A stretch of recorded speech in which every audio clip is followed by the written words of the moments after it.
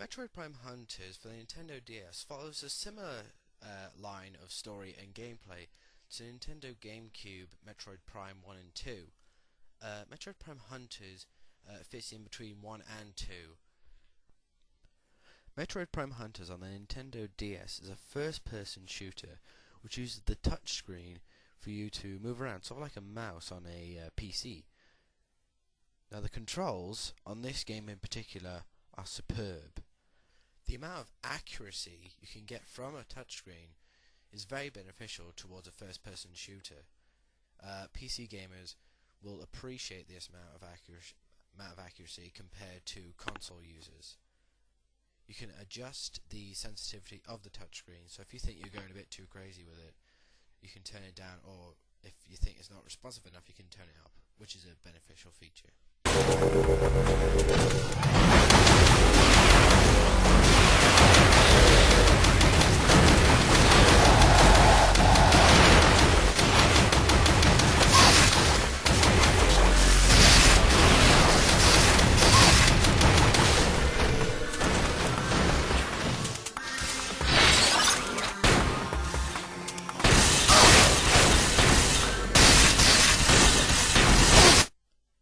As you can see, the 3D graphics are used at a very high standard for the Nintendo DS. Some sections you would say, like Samus's handgun, look very, very similar to the graphics used in the GameCube.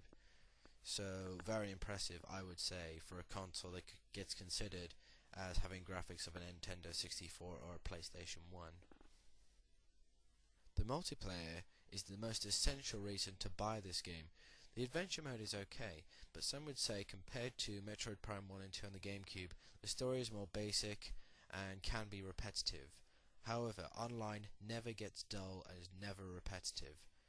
There is always somebody new to fight, there's always rivals to add to your list, there's always friends to add to your list, and also what I particularly like is, like Halo, you get a license. Now this Hunter's license records all your stats, such as how many times you've won, how long you've been online, favourite areas, favourite weapons, favourite bounty hunters, etc. So this way you can find out which kind of players you like, which players you don't like, and you feel more of a community compared to something like Mario Kart, where you just play somebody at random, or maybe a friend if they can be bothered to go on Mario Kart online.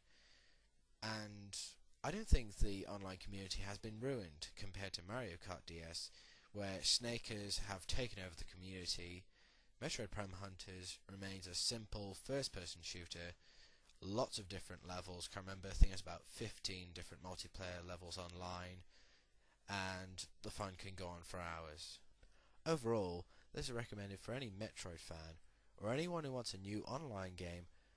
And even if you don't like first-person shooters or even shoot-em-ups, I recommend giving this one a go, because the new controls with the touchpad make it a lot more accessible for people who can't use keyboards, mouses, control pads and all that.